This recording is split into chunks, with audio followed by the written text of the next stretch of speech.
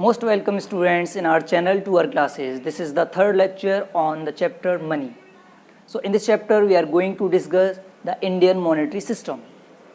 तो Indian monetary system के बारे में हम इसमें बात करेंगे और इंडियन मॉनेटरी सिस्टम से पहले मैं थोड़ा सा बता दूं कि इसको इंडिया का जो मॉनेटरी सिस्टम है उसे कंट्रोल कौन करता है। तो इंडिया में जो मॉनेटरी सिस्टम है उसे आरबीआई कंट्रोल करता है। RBI reserve bank of India, ये सेंट्रल बैंक होती है किसी भी कंट्री की और एक ही होती है, यानी कि हमारे यहाँ इंडिया में जो सेंट्रल बैंक है वो आरबीआई के नाम से, रिजर्व बैंक ऑफ इंडिया के नाम से। इसके बारे में हम इससे नेक्स्ट चैप्टर में पढ़ेंगे अच्छे से। आरबीआई जो इस्टेब्लिश हुई थी वो आपकी 1935 में इस्टेब्लिश हुई थी। ठीक है, तो आरबीआई ही पूरा मॉनेटरी सिस्टम कंट्रोल किए हुए है इंडिया का। अब इंडिया का जो मॉनेटरी सिस्टम है, inconvertible paper standard, paper currency standard, इसका मतलब ये है कि आपकी जो करेंसी है, पूरे जो पेपर करेंसी इंडिया के अंदर, उसको आप पूरे तरीके से फुली गोल्ड या सिल्वर में आरबीआई से कन्वर्ट नहीं कर सकते हैं। इतना गोल्ड या सिल्वर नहीं होता आरबीआई के पास में कि जितना पैसा प्रिंट कर चुकी है उसे वो कन्वर्ट कर दे। तो इसलिए इनकन्वर्टिबल पेपर करेंसी स्टैंडर्ड चल रहा है आज के टाइम में, प्रेजेंट में। इसी की जो फॉर्म है वो दो फॉर्म में, करेंसी इन टू फॉर्म्स। एक है नोट्स और दूसरे कॉइन्स। तो यही आपको इंडिया में देखने को मिलेंगे, या तो नोट्स होंगे या कॉइन्स होंगे। तो नोट्स जो हैं इंडिया में वो आरबीआई का काम है, आरबीआई इसको प्रिंट करती है नोट्स को, reserve bank of India. RBI का ये काम है कि वो नोट्स प्रिंट करे। तो रुपीज़ 2000 जितने भी नोट्स हैं, 2 रुपये से लेकर के 2000 तक के नोट आरबीआई प्रिंट करती है। यहाँ पर आप लेंगे ₹1 एंड ऑल कॉइन्स, जितने भी कॉइन हैं और 1 रुपये का नोट, 1 रुपये के नोट को भी कॉइन की काउंटिंग में लिया जाता है। वो सभी यहाँ पे जो काम है जो भी मेल्ट करने का, वो है आपका मिनिस्ट्री ऑफ फाइनेंस का।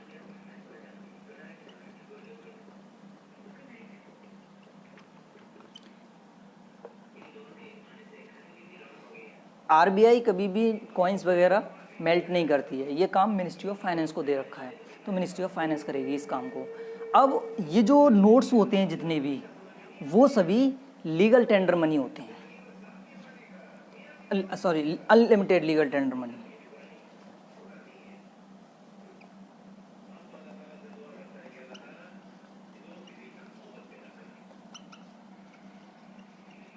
अनलिमिटेड लीगल टेंडर, और यहाँ पे जो होता है वो लिमिटेड लीगल टेंडर होता है।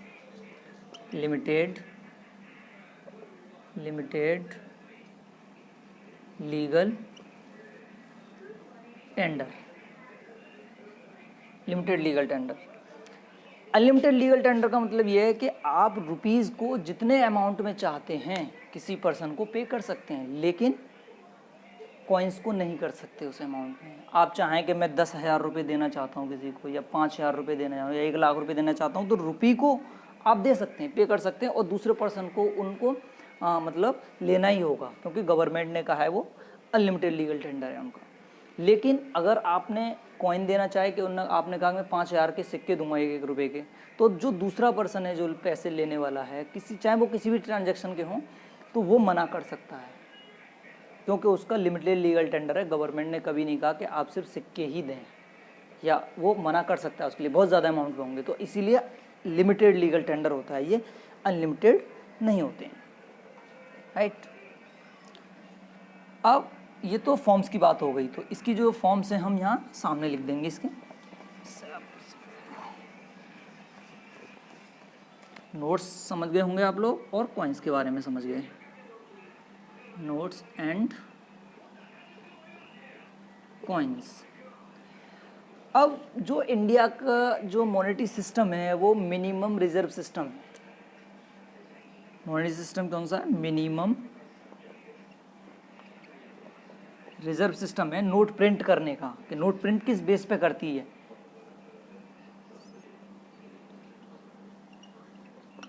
तो ऐसे कह सकते हैं आप इसे, ऑफ नोट इश्यू।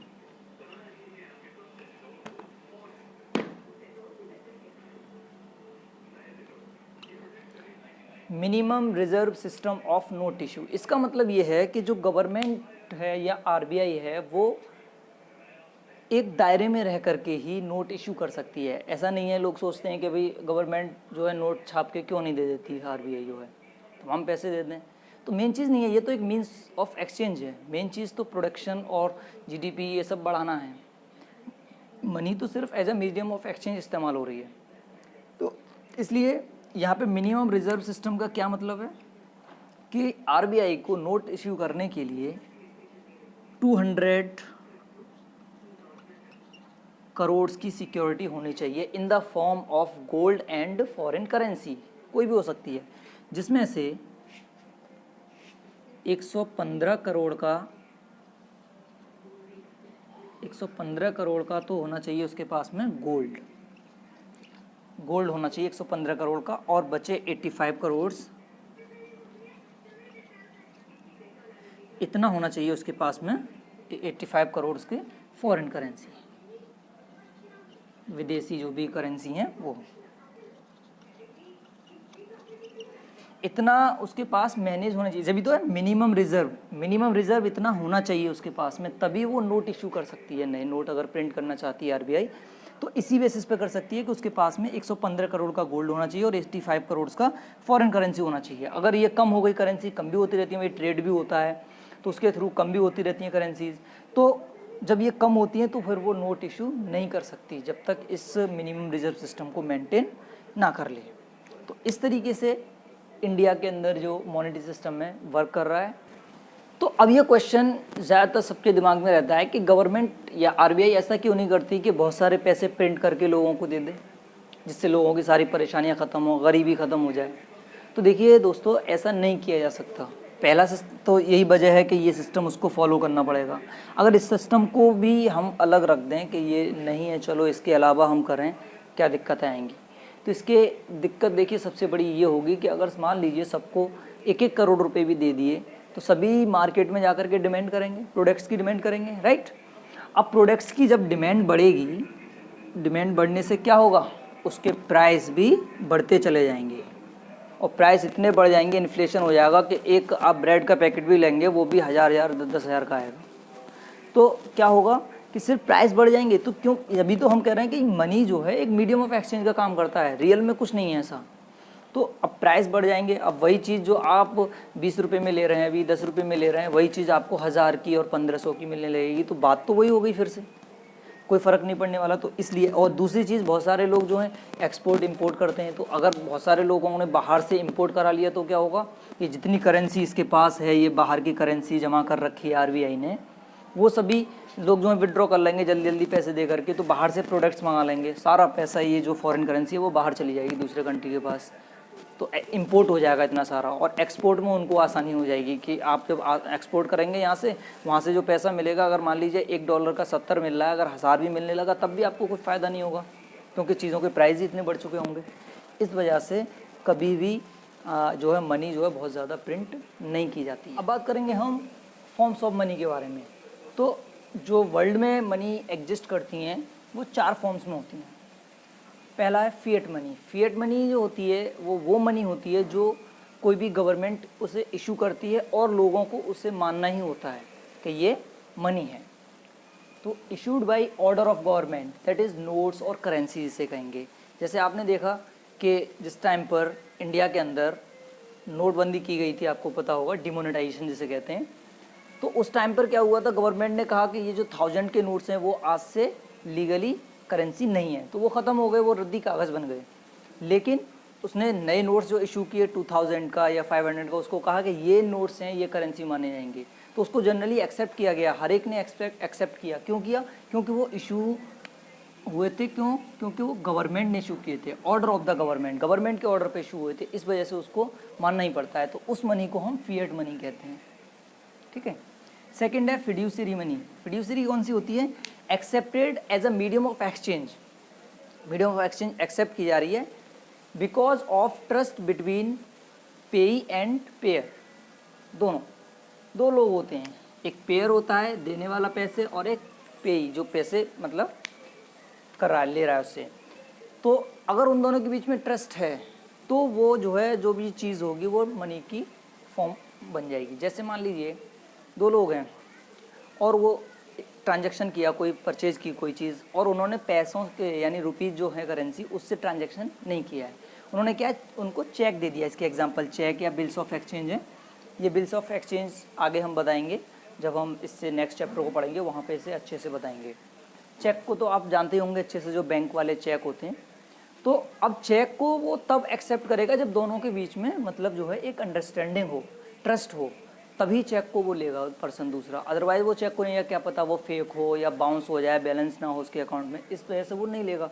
तो अगर ट्रस्ट है दोनों के बीच में तो वो चेक जो है as a medium of exchange काम कर रहा है, तो वो मनी का वर्क कर रहा है वो, तो इसलिए वो फिड्यूसरी मनी कहलाएगा। ठीक है। तीसरा है full bodied money. Full bodied मतलब इसके नाम से पता चल रहा है फुल बॉडीड, यानी कि ऐसे कॉइन्स जिनकी कमोडिटी वैल्यू जो हो वो बिल्कुल उनकी मनी वैल्यू या जैसे इंट्रिंसिक वैल्यू कहते हैं उसके बराबर हो। अब जैसे मान लीजिए ये जो होता था ये पहले होता था, मतलब जब जिस टाइम पे गोल्ड और सिल्वर के कॉइन्स जो सर्कुलेशन में थे, तो उस टाइम पे क्या होता था, मान लीजिए एक गोल्ड कॉइन है, यहाँ पे बनाते हैं, ये तीसरे वाले को बता रहा हूँ मैं, याद रखिएगा। ये जो गोल्ड कॉइन है और ये 1 ग्राम का है, 1 ग्राम का गोल्ड कॉइन है, तो इसकी जो वैल्यू थी उस टाइम पर जो भी रही हो, मान लीजिए 1 ग्राम गोल्ड की वैल्यू जितनी भी थी, तो उसकी जो वैल्यू थी अगर उसको हम as a medium of exchange use करते थे तो जितनी वैल्यू उस कॉइन की थी उतनी ही वैल्यू का जो है कोई भी प्रोडक्ट आप ले सकते थे। तो यानी कि उस 1 ग्राम गोल्ड के बराबर का ही कॉइन होता था और 1 ग्राम गोल्ड की ही वैल्यू होती थी उसकी। सपोज कीजिए 1 ग्राम गोल्ड की जो कीमत थी उस टाइम पे, मैं ऐसे एक एग्जांपल देता हूँ, 1000 रुपीज़ थी।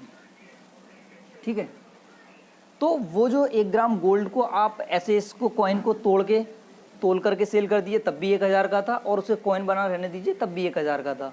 ऐसा नहीं था आज के टाइम पे, अगर जैसे होता है अगर आपको नोट कर 2 टुकड़े कर दिया आपने, कुछ नहीं है, ज़ीरो वैल्यू हो जाएगी। वहाँ पे ऐसा नहीं था, उसकी जो वैल्यू थी कमोडिटी की वैल्यू, जितने का सोना था उतनी ही उसके ऊपर वैल्यू होती थी। अगर 1000 का सोना है तो 1000 ही लिखे होंगे इसके ऊपर भी, वो 1000 का ही सेल होगा। तो चाहे उसे आप जो है तोल करके मेज़र करके सेल कर दिए या ऐसे ही कॉइन के तौर पे कर दीजिए, तो दोनों वैल्यू बराबर होंगी।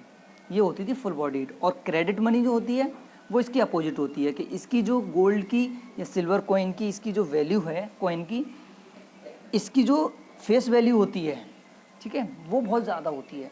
जैसे हम एग्जांपल ले लें इसमें, ये वाला हटा दीजिए।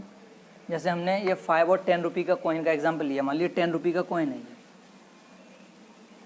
10 रुपीज़ 10 रुपये का कॉइन है, तो क्या इस कॉइन की जो वैल्यू है इसकी फेस वैल्यू के बराबर है? बिल्कुल नहीं है। जो कॉइन की वैल्यू है वो बहुत कम है। अगर उस कॉइन को जो 10 रुपीज़ का कॉइन है उसे अगर आप तोल करके मेज़र करके सेल करना चाहें तो वो मुश्किल से 1 रुपये का भी नहीं जाएगा, वो इतनी सी वैल्यू रह जाएगी। लेकिन उस पर 10 रुपीज़ पड़े हुए हैं तो वो वैल्यू, उसकी फेस वैल्यू ज़्यादा है। तो इसलिए money value is more than commodity value, यानी मनी वैल्यू जो है उसकी 10 है लेकिन कमोडिटी की वैल्यू सिर्फ 1 रुपये अगर बैठ रही है तो 1 रुपये है।